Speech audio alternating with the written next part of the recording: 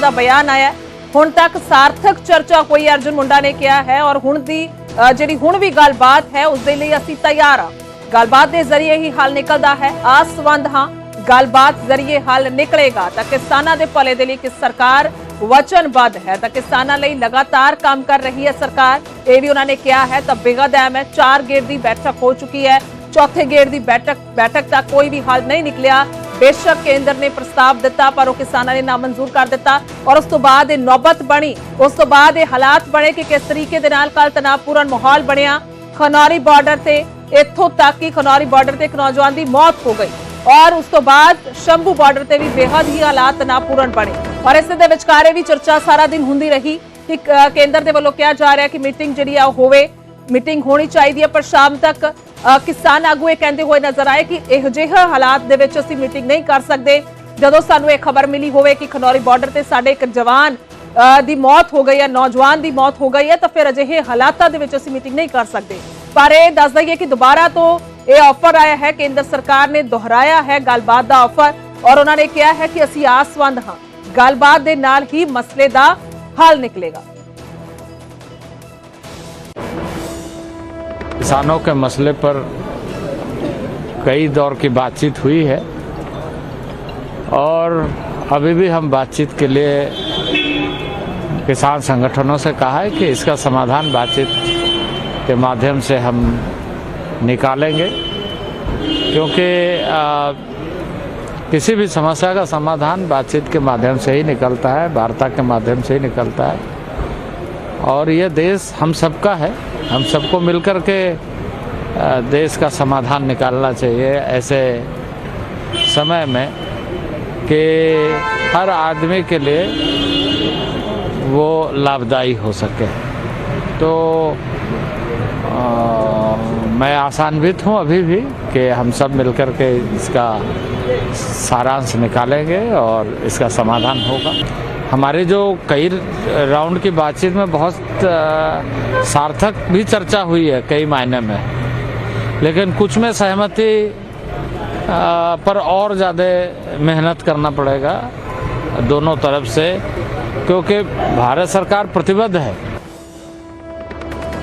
अर्जुन मुंडा साफ तौर पर कह रहे हैं कि भारत सरकार आसवंद है, भारत सरकार जिहड़ी है प्रतिबद्ध है कि अपने किसानां नूं किसी भी तरीके की कोई दिक्कत ना आवे और गलबात जिहड़ी असीं करांगे हल दे वल जावांगे। बेहद अहम स्टेटमेंट है, हालांकि इस नूं लैके वार-वार जिक्र होया। कल दी गल कीती जावे सारा दिन कल इस नूं लैके जरूर चर्चा हुंदी रही, ट्वीट भी कीता, उस तो बाद बयान भी आउंदा है कि गलबात दे लई तैयार है। पर दस दईए कि समां जिहड़ा है वो तय नहीं होया, समां थां तय नहीं हुई पर शाम तक ये साफ हो रहा सी कि किते ना किते जो हालात हुण बने ने हुण मीटिंग संभव नहीं है। तो हुण वेखना होएगा। ये बेहद अहम है, देखो कि कदों ये मीटिंग होएगी 5वें दौर दी और ये भी बेहद अहम है कि उस मीटिंग दे विच की कुछ चर्चा होएगी, क्योंकि किसान ये कह रहे हैं कि सानू मीटिंग का सद्दा जिहड़ा दिता जावेगा उस दे विच ये अश्योरिटी होवे, ये सानू दस्सिया जावे कि MSP ते गलबात करने लई सरकार तैयार है।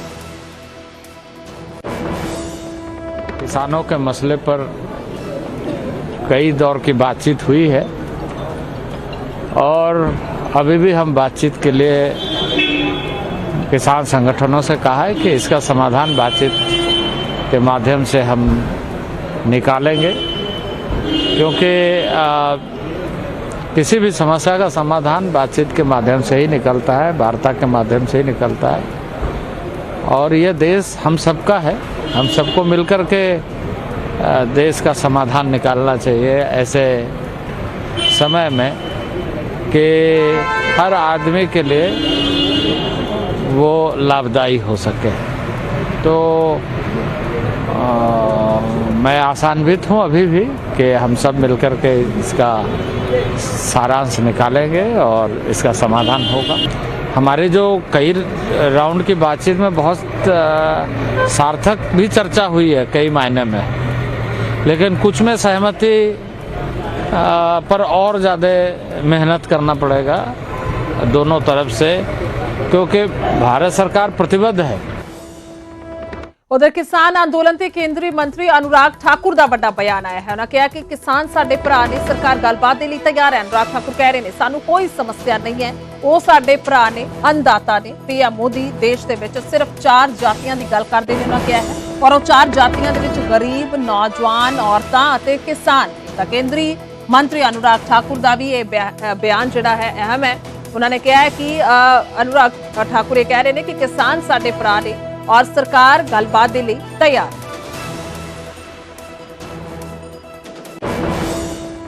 हम पहले भी वार्ता के लिए राजी थे, आज भी हैं, आगे भी रहेंगे, हमें उसमें कोई दिक्कत नहीं। हमारे भाई हैं, अन्नदाता हैं। मोदी जी 4 जातियों की बात करते हैं तो गरीब, युवा, अन्नदाता और नारी शक्ति की बात करते हैं, और इन सब के लिए रिकॉर्ड काम किया है। किसानों के मुद्दे ते पीएम मोदी ने ट्वीट भी किया है। किसान भलाई दे लई साडी सरकार वचनबद्ध है। पीएम नरेंद्र मोदी कह रहे हैं किसानों के नाल कीते हर संकल्प नूं पूरा करांगे। तो अहम है कि पीएम नरेंद्र मोदी की किसानों के लिए स्टेटमेंट भी आई है। गन्ने दीयां कीमतां दे विच इतिहासिक वाधा किया है। पीएम मोदी ने कहा है करोड़ा गन्ना उत्पादक किसानों नूं लाभ मिलेगा। केंद्र सरकार ने गन्ने के भाव दे विच वाधा किया है। 315 रुपए तो वधा के दस दिए कि 340 रुपए प्रति क्विंटल गन्ने की कीमत हुई है। इस हिसाब के नाल नरेंद्र मोदी ट्वीट करते हैं और लिखते हैं देश भर के अपने किसान भरा भैणां दी भलाई दे नाल जुड़े हर संकल्प नूं पूरा करन दे लई साडी सरकार वचनबद्ध है। इस कड़ी दे विच गन्ना खरीद की कीमत दे विच इतिहासिक वाधे नूं मंजूरी दे दी गई है। इस कदम दे नाल साडे करोड़ा गन्ना उत्पादक किसानां नूं लाभ होएगा। तां पीएम नरेंद्र मोदी दा यह ट्वीट आया है। गन्ना कीमत दे विच दस दी कि प्रति क्विंटल के हिसाब के नाल वाधा किया केंद्र सरकार ने, जिस तो बाद ये ट्वीट करते हुए पीएम नरेंद्र मोदी नजर आए ने और उन्होंने लिखा है देश भर के अपने किसान भरा भैणां दी भलाई दे नाल जुड़े हर संकल्प नूं पूरा करन दे लई साडी सरकार वचनबद्ध है। इस कड़ी दे विच गन्ना खरीद की कीमत च इतिहासिक वाधे मंजूरी दे दी है। इस कदम दे नाल साडे करोड़ा गन्ना उत्पादक किसानां नूं लाभ होवेगा।